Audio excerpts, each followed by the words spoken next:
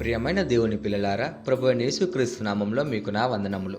మన జీవితంలో దేవుడు చేసే కార్యాలు కొన్నిసార్లు మన ఆలోచనలు మించిపోతాయి. మన కళ్ళతో చూసే ప్రతి సంఘటనలో దేవుడు ఒక గొప్ప ఉద్దేశాన్ని నెరవేరుస్తాడు. ఈరోజు వాగ్దానము మనకు దేవుని శక్తి, ఆయన గొప్ప కార్యాల గురించి స్పష్టతను ఇస్తుంది. ఈరోజు దేవుని వాగ్దానము నిర్గమకాండము 7వ అధ్యాయము 3వ వచనము.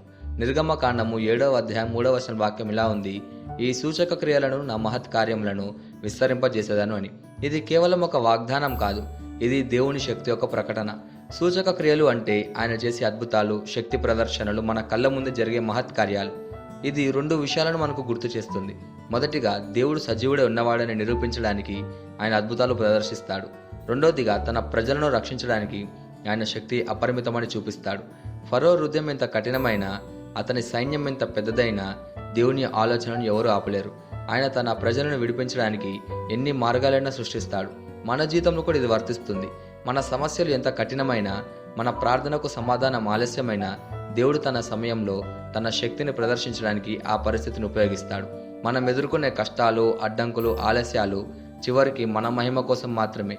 ఈ వాక్యానికి అద్భుతమైన ఉదాహరణ ఐగుప్తు మీద దేవుడు చెప్పిన 10 మహా తెగుళ్ళు. ఇశ్రాయేలు ప్రజలు ఐగుప్తులో దాస్య జీవితాన్ని గడుపుతున్నారు. దేవుడు మోషే ద్వారా ఫరోను హెచ్చరించాడు, నా ప్రజలను విడిచిపెట్టు అని. కానీ ఫరో హృదయం కఠినపడి దేవుని మాటను తిరస్కరించాడు. దాంతో దేవుడు తన శక్తిని ఒక్కొక్క తెగులు ద్వారా చూపించాడు. మొదటిగా, నీరును రక్తంగా మార్చడం. ఇది ఐగుప్తు దేవతలపై నేరుగా ఒక తీర్పు. రెండోదిగా, కప్పలు. ఇది తమ శుభ్రతను చూసి గర్వపడి ఐగుప్తు వారిని అపహాస్యం చేశాడు. మూడోదిగా, పేళ్లు. నాలుగోదిగా, ఈగలు. ఇవి వచ్చి ప్రజలను, జంతువులను బాధించాయి. ఐదోదిగా, పశువుల తెగులు. ఆరోదిగా, కురుపులు. ఇవి వారి శరీరంపై నేరుగా దెబ్బ కొట్టాయి. ఏడోదిగా, వడగండ్లు. ఎనిమిదోదిగా, మిడతలు. ఇవి పంటలన్నింటినీ నాశనం చేశాయి.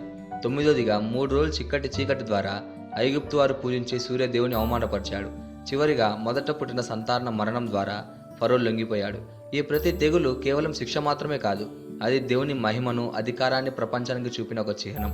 దేవుడు తానే సజీవుడని, తన ప్రజలను విడిపించడానికి ఏ శక్తినైనా ఓడించగలని నిరూపించాడు. ఈ సంఘటన మనకు ఒక స్పష్టమైన పాఠం నేర్పుతుంది.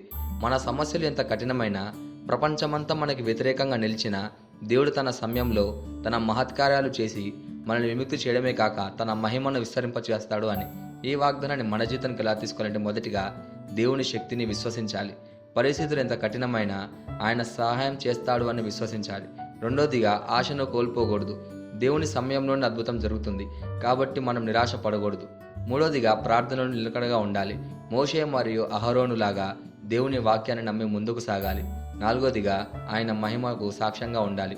దేవుడు చేసే అద్భుతాలను ఇతరులతో పంచుకోవాలి. ఈ వాగ్దానాన్ని మనం స్వతంత్రించలాగునా మనం ప్రార్థన చేద్దాం. మమ్మల్ని మిక్కిలిగా ప్రేమించిన ప్రియ పరలోకపు తండ్రి, నీకే కృతజ్ఞతాస్తుతులు, వందనాలు చెల్లించుకుంటున్నాం ప్రభువా. ఈరోజు నీ వాగ్దానం ద్వారా మాతో మాట్లాడినందుకు నీకే ధన్యవాదాలు చెల్లించుకుంటున్నాం ప్రభువా. నీ మహత్ కార్యాలను గుర్తు చేసినందుకు నీకే స్తోత్రం చెల్లించుకుంటున్నాం ప్రభువా.